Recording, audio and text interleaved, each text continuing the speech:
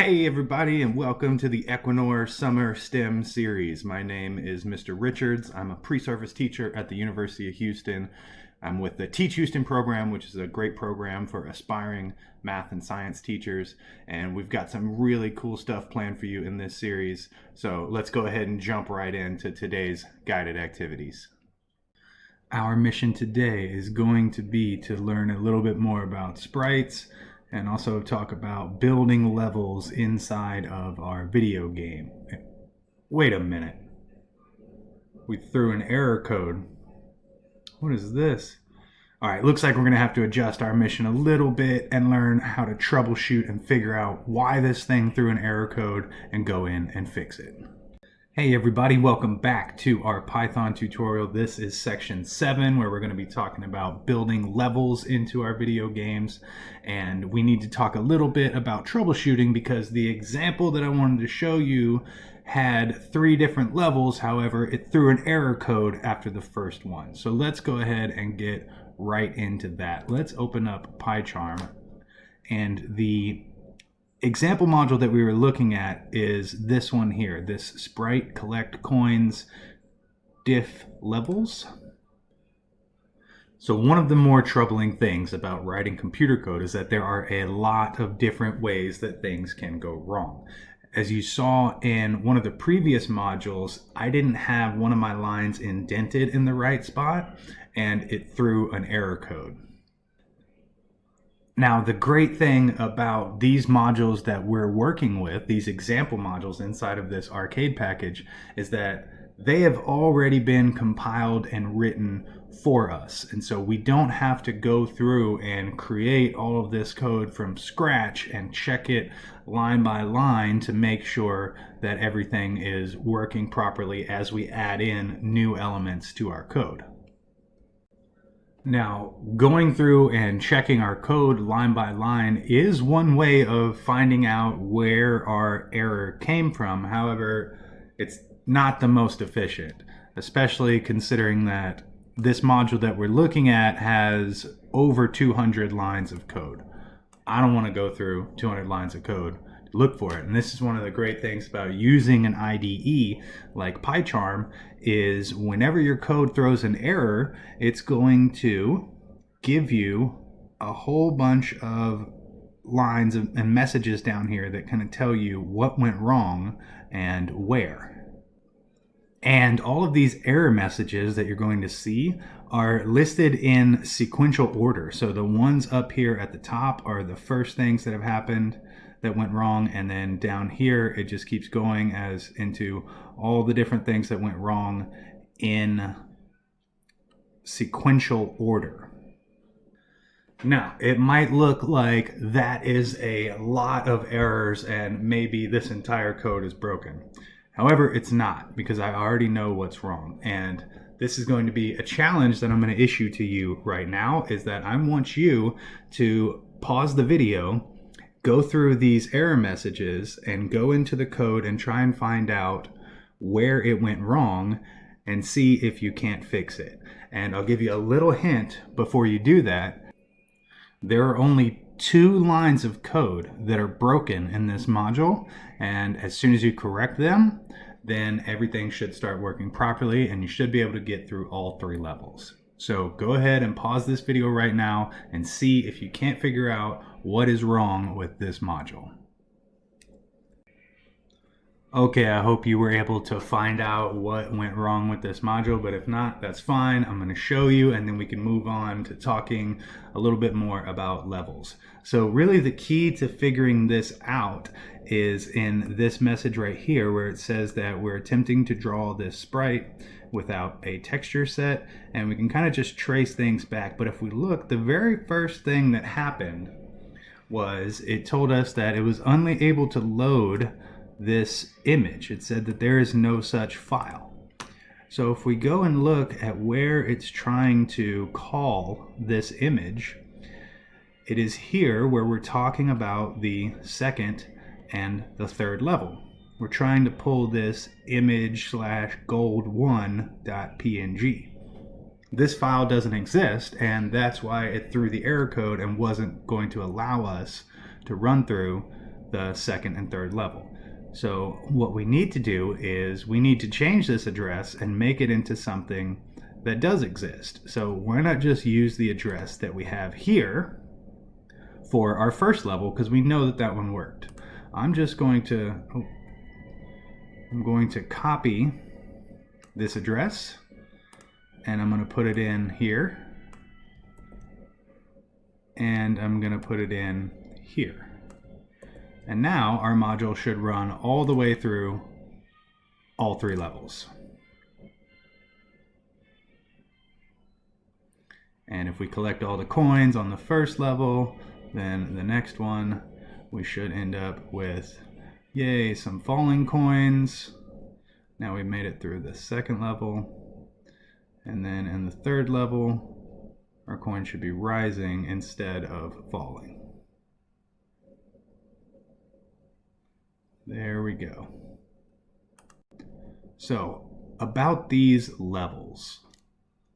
The levels in this module are using just about everything that we've talked about in all of the previous sections. So if we look right here, we see that our levels 1, 2, and 3 are being defined as functions. And for each one of them, we're using a for loop in order to create the number of coins. So this I here is the index or the iteration, and we're going to create 20 different coins. Those are being defined here as a sprite, and we're giving them some attributes that are being defined as variables, specifically what the position they're in. So that's how we actually create the levels. And if we go down and look, we will see that the way that we switch between levels is by using a conditional statement. So this specific statement is, if we look back up at the levels, what we are doing is we are adding all of these coins to a list. And as we collect these coins, they get removed from the list. And so this specific conditional statement is saying that as soon as that list gets down to 0 and we're on this level 1, then we're going to move up to level 2. So I really like this module because it has a lot of the things that we have looked at previously in a lot of the other sections.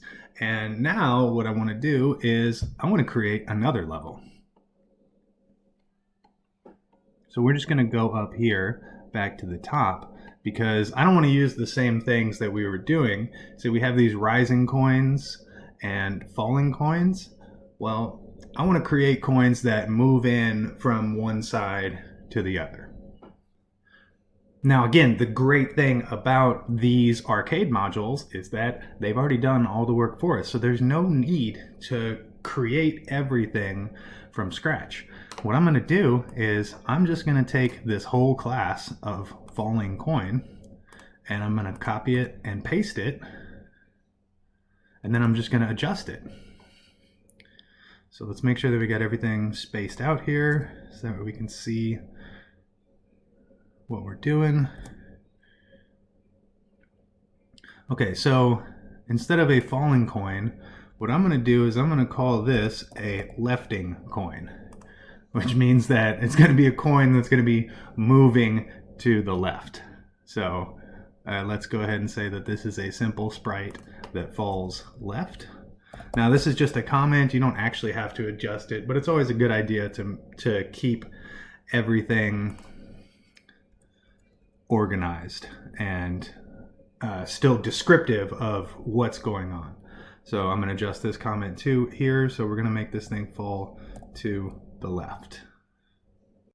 Now in order to do that, we are going to have to change this a little bit. So what this is doing is it's taking the center of our sprite and it's changing it by making it go down by 2. And so what I want this to do is to move left and right. So I'm not looking at my y-axis, which is my up and down axis. I need to change my x-axis. And if we remember how I had described that window, is that in the bottom left corner we have 0, 0. And as we move to the right, our value is increasing. So if we leave this negative here, then what this should do is it's going to make our sprites move to the left. Okay, so that should be the falling part. Now we need to go ahead and adjust this part that's going to make it come back on the screen if we go all the way to the side. So let's just fix the comment. Did we go off the screen? If so, pop back up to the right.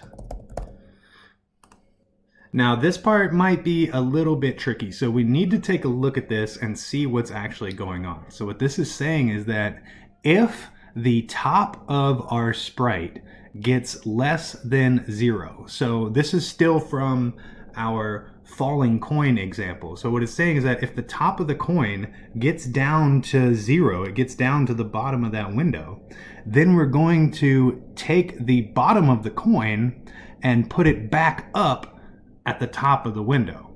So what we want to do is we want to make sure that we will say if our self right gets less than 0, then we want to take the left side of that coin and push it all the way back to the edge of the screen.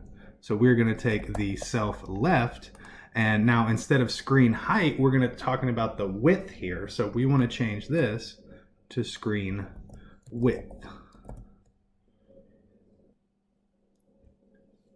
Now, my challenge to you is to finish creating this level with these lefting coins. So we've already described all the elements that are needed in order to define a level and to change to it.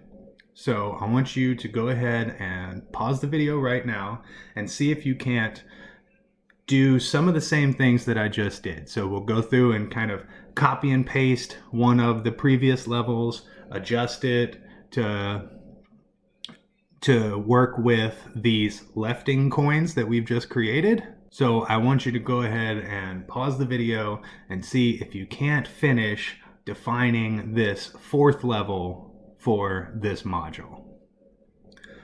All right, so hopefully you were able to figure out how to finish constructing this level and to make it change through. As you see, we have our lefting coins here. They're just going to continue scrolling all the way across the screen there. Pretty cool. Now, in case you're wondering how we did it, if you were not able to make it work, that's fine. This stuff it's not easy and it's not intuitive, but the more that you play around with it, the better you're gonna get at it. So what I did here was I just copied and pasted my level 3, and I changed the name from level 3 to level 4. I left the number of coins as 30, and then I changed the rising coin to my lefting coin that I wanted. I left the size the same here, and now positioning the coin is going to be a little bit different. So what they've done here is for these rising coins, it doesn't really matter where they start out on the x-axis running from left to right. What matters is that they start out below the screen. That way it looks like they're rising up into it. So for our lefting coins, that's going to be flip-flopped. The X position is what matters. So what I did was I set my X position to be somewhere between the screen width. So this is going to start it out all the way at the screen width, somewhere between there and that times 2. So basically all of my coins are pushed out to the right-hand side of the screen.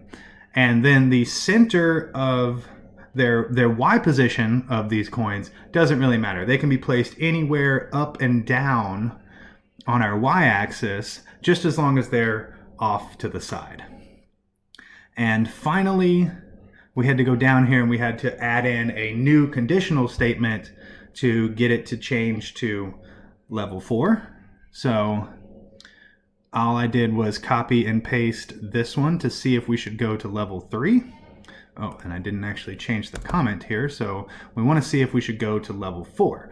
So we basically leave everything the same except here. So if we have collected all the coins and we are on level 3, then we change to self.level 4. Now, I want to issue you another challenge to go through and see if you can't create a 5th level with coins that are moving to the right.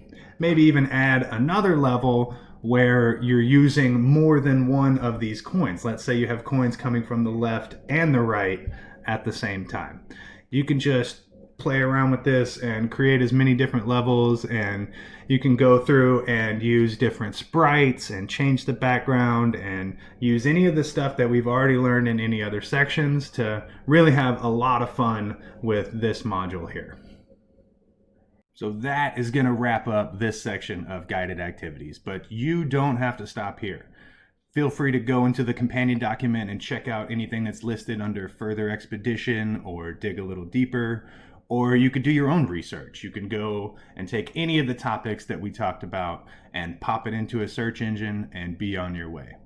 And please feel free to check out some of the other sections that we have in this Equinor Summer STEM series. We've got stuff that's covering all kinds of math and science and technology topics that you guys will find interesting. Thank you so much for stopping by. And until next time, remember, the most important step a person can take is always the next one.